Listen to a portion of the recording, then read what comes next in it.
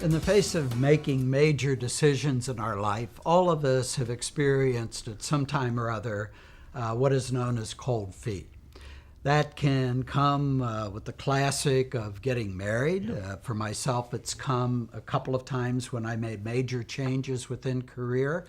And it's kind of that moment anxiety of, am I doing the same thing? And it gives you pause to hesitate and tend to pull back. Joe, you once told me an inspiring story of a young lady named Christine who really had the ability to face the fears or cold feet and just continue with life. Yeah, she was way past cold feet. When I had met Christine, first of all, she had terminal cancer. And they'd given her 2 years to live. And when I had met her, she was already past the 2-year point. In that period they call borrowed time, right? Yeah. And had already moved beyond any fear of death that she had. And, was very comfortable in her own skin, very comfortable in accepting of her situation. So I felt free to ask her just a very pointed question. And I asked her, I said, Christine, what's it like for you to wake up every morning knowing like you are this close to the end? And she said, well, I got a question for you first. I said, yeah, go ahead. And she said, what's it like for you waking up every morning pretending you're not? And what she got was that all you have is now. And she used this pending event called death as a reason to keep living. All her focus was on what she wanted her life to be like with the time that she had left. Yeah. Right. Now bring that back into business. Let's say you're talking to someone who's looking at a franchise and they're stopped and they're afraid and cold feet's kicking in. Like, what do you say?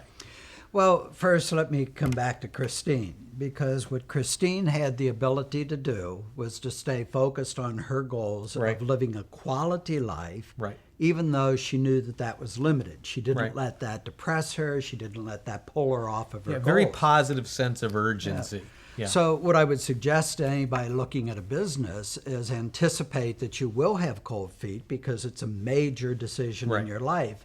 But at the same time, focus on your goals. And those goals should be so inspiring in your life that they will overcome any of the obstacles that you have to face. Right. That they're actually bigger than the obstacles. Let me give you an example of that so people understand what we mean when we're saying inspiring. So I had a friend, Ken, who had one of those jobs that frequently took him out of town. So he actually spent about 75% of the nights in hotels and away from home. And he had a 2-year-old son, and one day he had told me he'd come home from after a long extended business trip. He puts the key in the door, he opens it up, and his son's standing there, and he just wants to give his son a hug, and the son sees him in the doorway and gets scared and runs behind his mother to protect him from the stranger that just broke into the house. And my friend made a decision in that moment: I will not raise children that do not know who I am. Inspiring. So anything that came next, any obstacle, any hurdle, whether it was in the environment or self-created, it was a lot smaller than not having kids not knowing who he was. Yeah. Right. And I've met Ken. Right. I know Ken.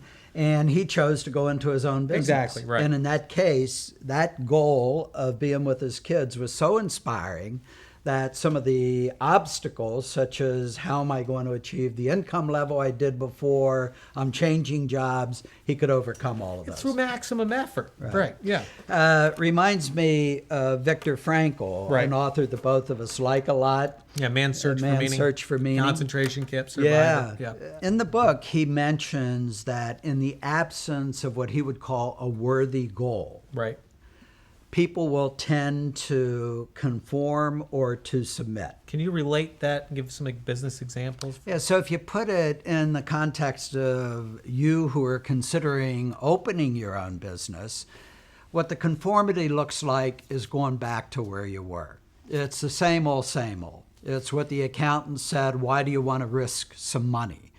It's what your friend said, you have a steady job, a good income, why do you want to do something different? So you pull yourself back and you go back to the same old routine. Right.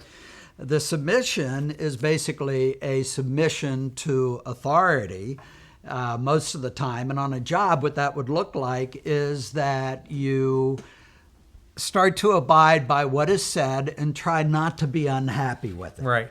So if you have kids and you want to be at their events and the boss says, sorry, you still work till 6 o'clock, you basically suck it up and follow through with it. It's keep your head down. Sure. Okay, do what you're And told. Path of least work resistance. the weekends, work Right. overtime, attend spontaneous meetings, even though they create upset for you.